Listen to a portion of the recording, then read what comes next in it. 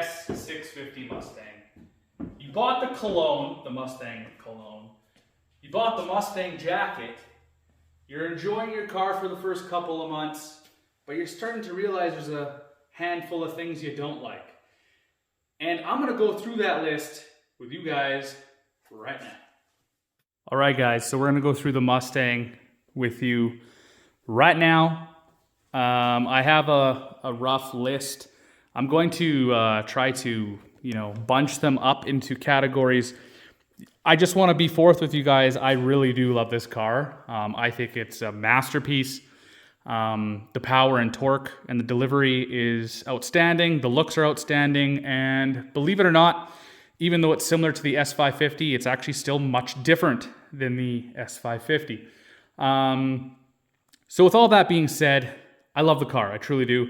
But there is going to be things here or there that I do not like, as I'm sure there is on every single car, just like our SRT, which we love and adore to this day. So without further ado, let's get started.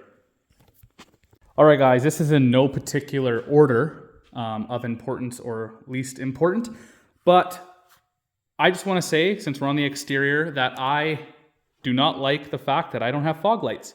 The S550 does have fog lights, at least some of them do. My friends have cars with fog lights on them. I do not. I'm not sure what the reasoning is behind that.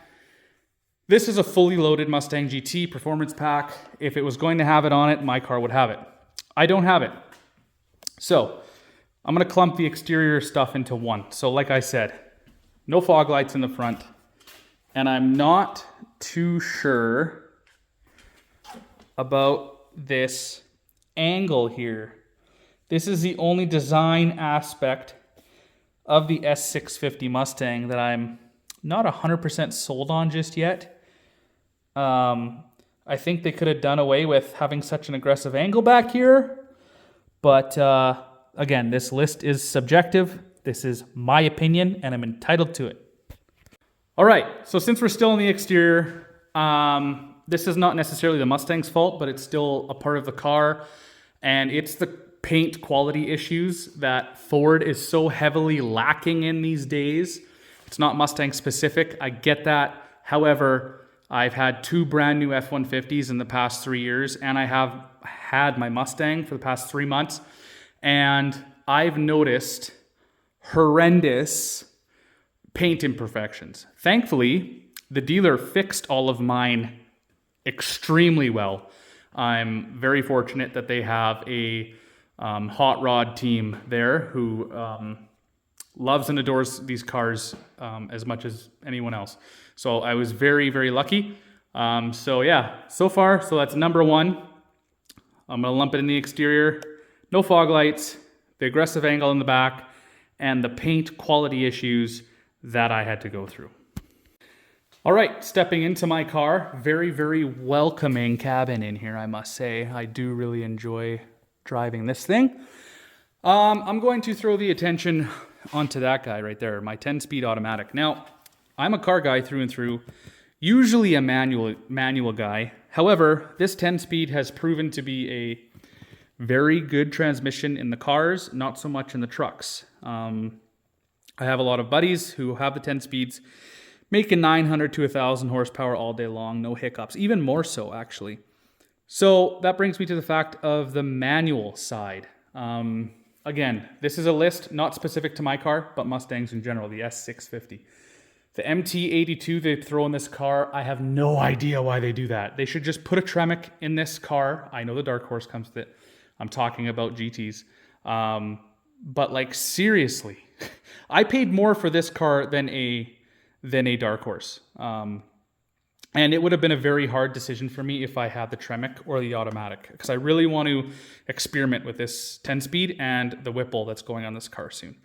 So, that being said, the MT82, what a bad choice for a car you know damn well is going to get modified. It's so frustrating for me that really the only choice in this in the GT is the 10-speed automatic. You guys can hate me all I want in the comments, and I understand the frustrations. I drove lots of MT82 transmissions. While they felt great, I've also had friends where the MT82 left the chat. There's actually a video online of one just going right through the tunnel. So number 2 is that they still put the MT82 transmission in this car. All right, now that we're in the car, again, no particular order. Hey, Fox body gauges are on, nighttime mode. Cool. Is this screen. It's not only this screen, but it's the only option you have in this car. It's either this big screen, which comes in the more premium cars, or you get the 2 separate ones, which is weird because this thing is essentially the same thing. It's just connected by something that doesn't illuminate. Anyway, just weird. Anyway, the third thing on the list is this screen. I'm not 100% sold on it yet. I'm sure I'll get used to it. I don't even really know what it looks like behind there.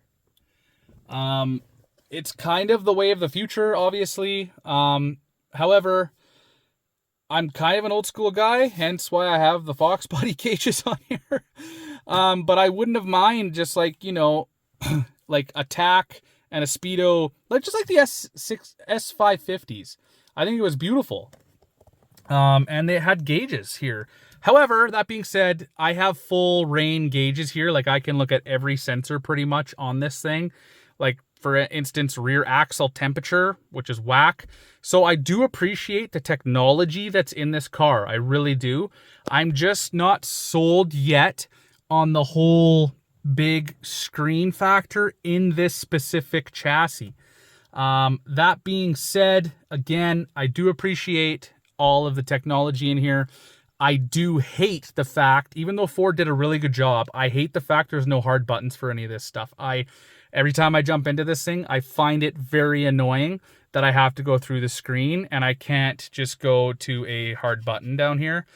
So that is one thing I hate. But number 3 thing that I don't love about this thing is this screen and the fact that there's no hard buttons down here.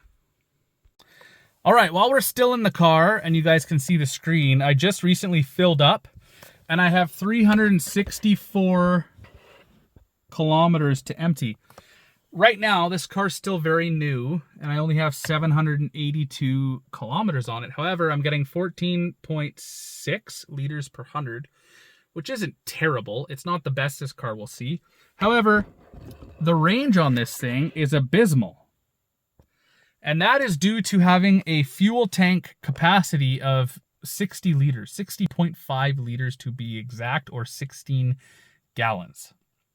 Now, that's quite a small gas tank in my opinion, especially coming from my F-150, which had 130, so it had more than double. So I'm sure that range will go up, but it still isn't ideal in a touring car like this that I'm going to want to take to the mountains and go on rallies with. I'm going to have one of the smallest gas tanks in the fleet. So that's number 4 is gas tank size. All right, guys, that leads me to my 5th and final issue I have with the S650. Get a better shot there of the car. This isn't really a fault of the car. It is and it isn't.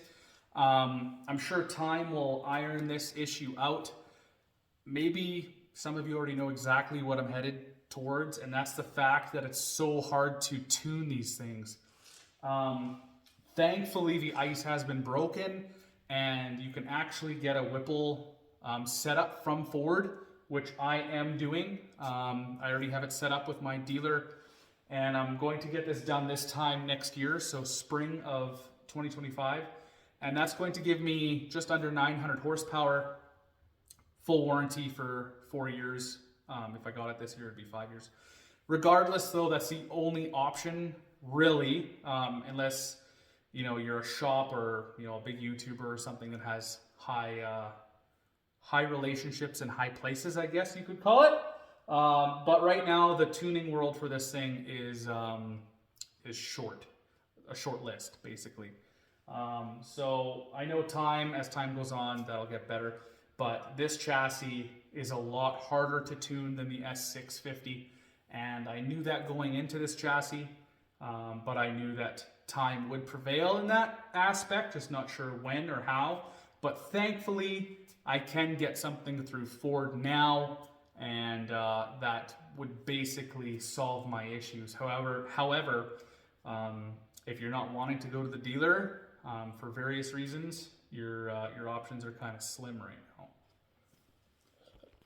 All right, guys, that's my list of the top 5 things that I don't like about the S650 Mustang.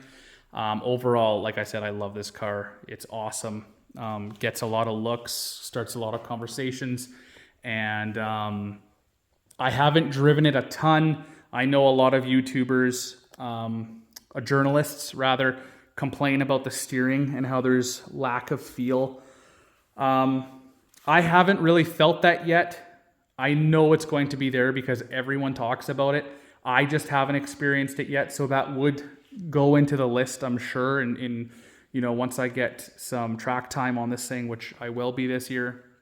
But just driving it around the city, you know, it's at 500 horsepower now, especially with that H-pipe.